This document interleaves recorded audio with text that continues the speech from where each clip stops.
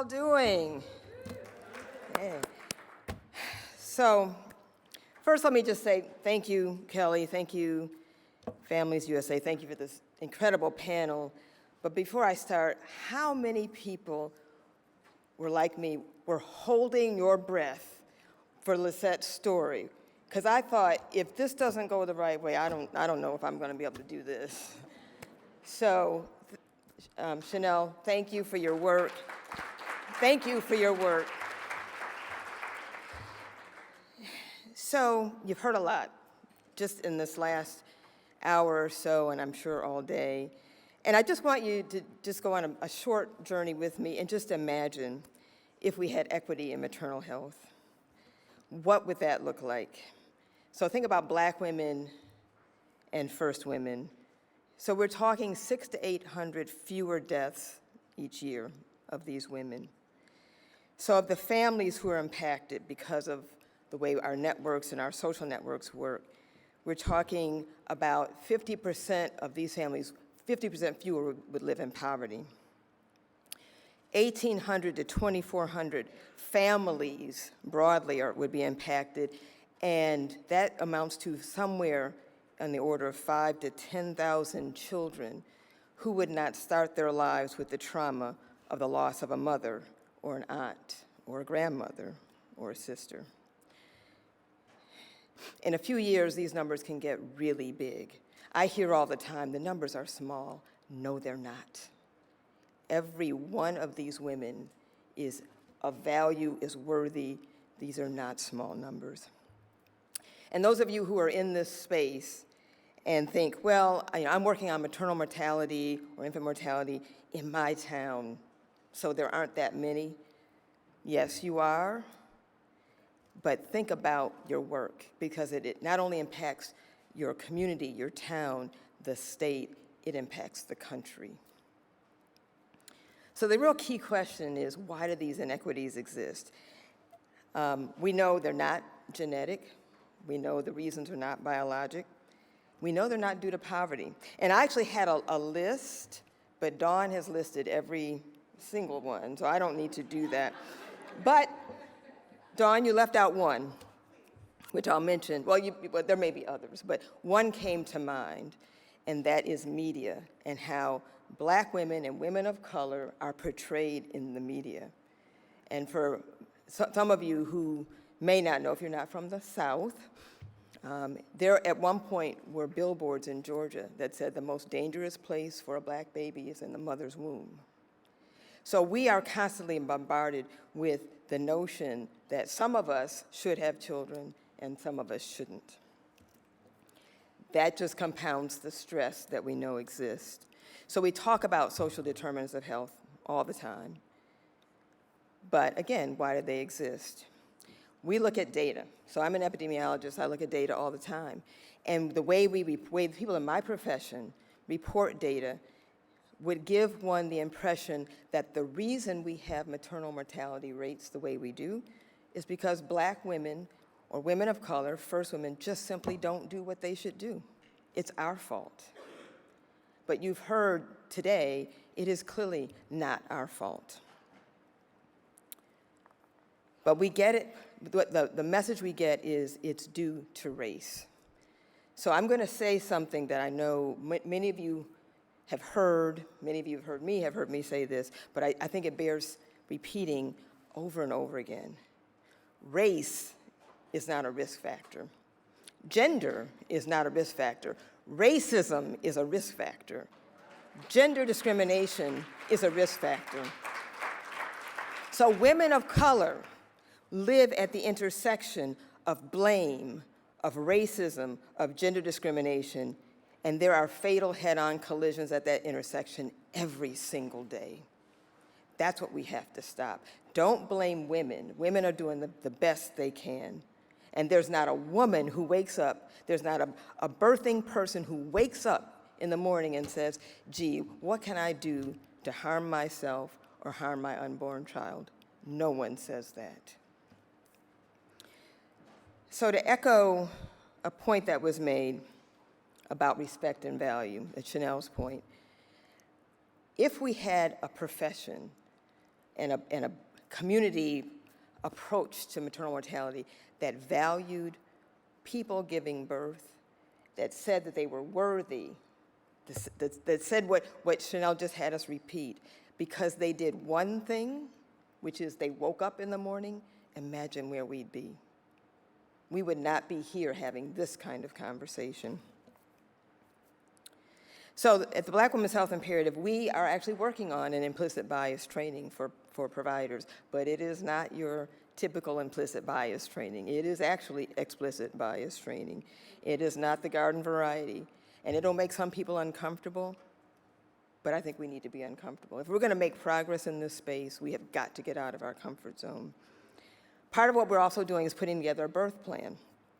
And you all have seen them, but these are gonna be ours will be a little bit different. We'll have a section, I won't go through the whole thing, we'll have a section called Know Your Numbers.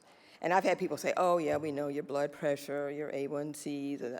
No, those are not the numbers that we're gonna have in our birth plan that you should know. The numbers we're gonna have are the number to the hospitalist, the chief nursing officer's phone number, the chairman of the board's phone number, the president, the editor of your local newspaper. Those are the numbers you need to have, okay, just in case. And again, we need women to understand, how we interact with the provider system. We tend to trust that providers actually know what they're doing about the work. They may not know how to deal with us. But what we say is you wouldn't take bad service from the cable repair guy. Don't take it from your doctor or your nurse. Find another one. Don't worry about hurting anybody's feelings because your life is worth it. So I have a daughter who's will be married 2 years in the spring. And so she's thinking about having a baby. With what I know, it is gonna be so hard for me to keep from making her crazy. I'm gonna try my best to keep all data away from her, but to provide as much resource, as much support as I can. And one of the first things I'm gonna say to her when she's at that point is find a doula. Don't just rely on the medical system. So related to that, I wanna offer, or talk about a couple of reflections I had based on the panel. Nan talked about solutions are being focused on a maternal mortality from a clinical perspective. And she said, they're not moving the needle. So that was Nan's observation about what is happening. So Chanel said, if you want change, connect with someone on a human level, okay? And the panel said a lot of things. These are just things I pulled out. Dawn said systemic and generational oppression are at play here among Black women and First American women in particular, okay? Geraldine talked about the need to reclaim our traditions and cultures of women caring for women, that our culture is healing. So Nan has said the solutions are focused on clinical practice. You heard what the panelists say. There's a misalignment there. If that's our approach, we will never get to where we need to be because medical practice isn't going to honor cultures and traditions. It's not going to address systemic and generational oppression. And connecting, it's hard to get much of a connection when you spend 8 to 10 minutes with someone.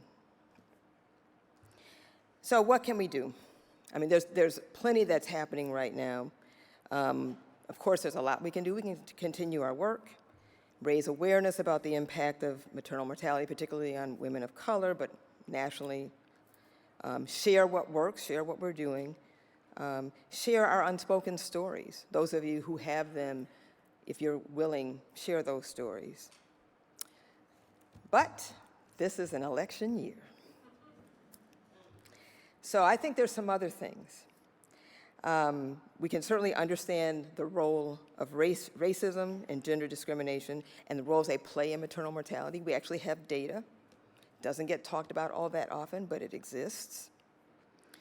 We could ask candidates tough questions about what they're going to do relative to racial and gender equity. We can look at our work and ensure that it centers the women who are most impacted by inequities in maternal outcomes, those who are left out of the conversation, left out of the data, frankly. When you think about the research, The studies that exist, precious few actually represent significant numbers of Black and brown women.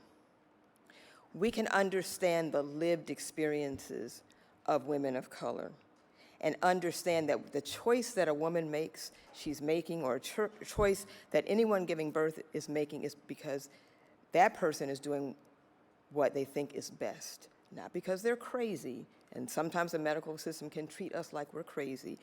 We are doing what we can do and what we think is best. So, most importantly, what I want us all to know is that we have power. There is so much power in this room. When I took this role, Billy Avery said, you know, to do this work, there's a whole lot of power, and you and your colleagues will have a lot of it. So I want you all to know just how much you have. And so I'm going to just thank you in advance for all the work that you're about to do.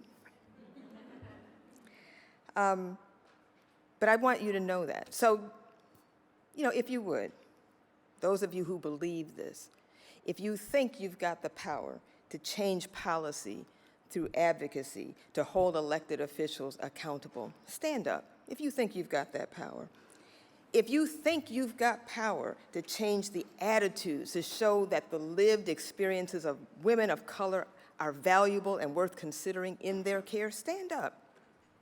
If you think you've got the power to influence provider behavior, to show them that what evidence-based practices really mean and what they could mean, if you've got the power to show them that they need to have a vibe, as Chanel said, stand up. If you think you've got the power to tackle systemic oppression, stand up. And if you think you've got the power to change outcomes so not another mother or father loses a daughter and not another child has to go through life having lost his or her mother, please stand up. Now is the time, and we absolutely have the power. Thank you.